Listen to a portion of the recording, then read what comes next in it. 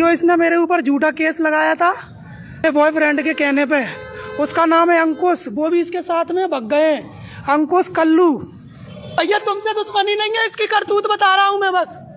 आज ये भग गई थी 6 महीने से, आज मेरे ऊपर झूठा केस लगाने आई। 2025 में हमने एक्स्ट्रा मैरिटल अफेयर्स के इतने सारे केसेस देख लिए हैं कि जिसके बाद हमें शादी करने का तो बिल्कुल भी मन नहीं करता है। लेकिन आज मैं आप लोगों के लिए सबसे ज्यादा दिल दहला देने वाला केस लाया हूं, जिसमें एक युवक युवती को दिन दहाड़े बीच सड़क पर गोलियों से मार देता है। आइए जानते हैं इस केस की पूरी सच्चाई। मेरा नाम है सार्थक और आप देख रहे हैं डॉक्टर डार। ग्वालियर में बीच सड़क में जिस लड़के ने एक युवती को गोलियों से छलनी कर दिया था, वो लड़की असल में उसकी ही पत्नी निकली।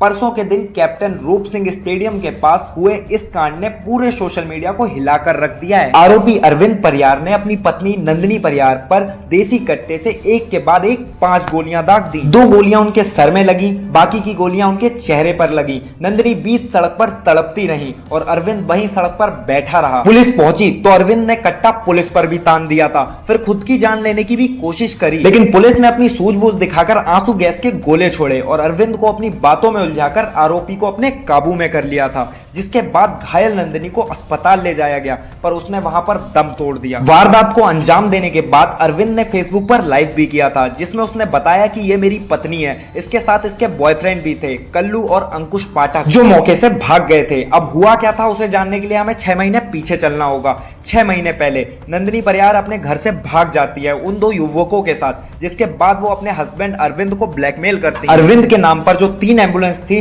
वो उन्होंने नंदिनी के नाम पहले ही कर दी थी, जिसके बाद वो उनका मकान भी मांग रही थी और उसकी सुनवाई नहीं होती है। इस चीज को लेकर पुलिस इन्वेस्टिगेट करती है तो नंदिनी का आपराधिक अतीत भी सामने आया। ये पहले ही निमलेश और फिरोज खान के साथ लिव इन रिलेशन में रह चुकी थी। इनकी पहली शादी निमलेश जैन के साथ होती है, जिसके बाद नंदिनी और उसका बीएफ मिलकर निमलेश की हत्या कर देते हैं, जिस पर सुनवाई होती है और नंदिनी 4.5 साल के लिए जेल चली जाती है। 2022 में वो जब जेल से बाहर आती हैं तब उनकी मुलाकात होती है अरविंद परिहार से और 2023 में ये लोग आर्य समाज मंदिर में शादी कर लेते हैं, जिसके बाद इन दोनों के पास्ट की वजह से इन दोनों की बहुत लड़ाइयां होती हैं। साल 2024 में नंदिनी ने अरविंद पर आरोप लगाया था कि नंदिनी को अरविंद ने गाड़ी से कुचलने की कोशिश की और इन्होंने अपने पति के खिलाफ एक एक्स्ट्रा मैरिटल अफेयर का केस भी दर्ज करवाया था और साथ ही में ये भी आरोप लगाया था कि उसका पति एआई वीडियोस बनाकर उसे बदनाम करने की कोशिश कर रहा है और उसे ब्लैकमेल भी कर रहा है।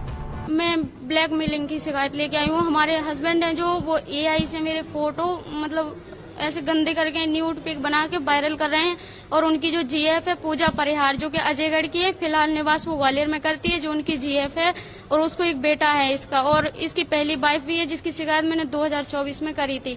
उसके बाद जैसे हम थाने से बाहर निकले तो गाड़ी चढ़ा दी थी अरविंद ने मेरे ऊपर। फिर उसके बाद अभी वो जेल से निकले आए तो अभी पोस्ट पे पोस्ट करते जा रहा है और मतलब हमारे गाँव वालों को मतलब आपत्ति ऐसे मतलब बहुत गंदा गंदा लिख रहा है कि ना तुम राजीनामा कर लो, मेरे साथ रह लो, राजीनामा कर लो, और वो मैं नहीं करना चाहती और ना मैं रहना चाहती। जो गाड़ी चढ़ाई थी उन्होंने मेरे ऊपर उसका राजीनामा के दबाव डाल रहे हैं। हाँ, क्या नाम है? अरविंद परिहार 2023 में।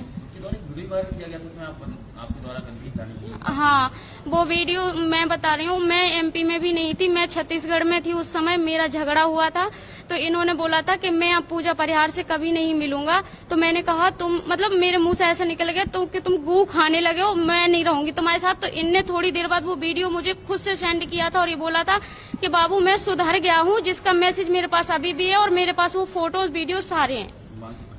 हाँ, मानसिक तौर। और मेरी जो मतलब भाभी है मतलब हमारे टच में, तो वो हमारा सपोर्ट करती है। उनके 2 बच्चे हैं बड़े बड़े, वो कंपनी में जॉब करते हैं, तो उनकी लड़की के लिए ऐसे लिखते हैं ये धंधा करती है और मेरे लिए भी, उनकी मम्मी के लिए भी, मतलब जो जो मतलब मेरे सपोर्ट में खड़ा हो रहा है उन सबको ऐसे ही बोलना है। मैंने आर्य समाज से शादी की थी। हाँ, लेकिन उन्होंने बताया नहीं था और इसकी शिकायत मैंने सिरोल थाने में 2024 को जैसे ही पता चला था तो करी थी। हाँ करिए, वो ये बोल रहे हैं कि सिरोल थाने आप चले जाओ और कंप्लेन कर देना, वो कर लेंगे। जबकि हम पहले भी गए थे, आवेदन दे के निकले थे तो हमारी जानहानि हुई थी, हमें बहुत ज्यादा नुकसान हुआ था।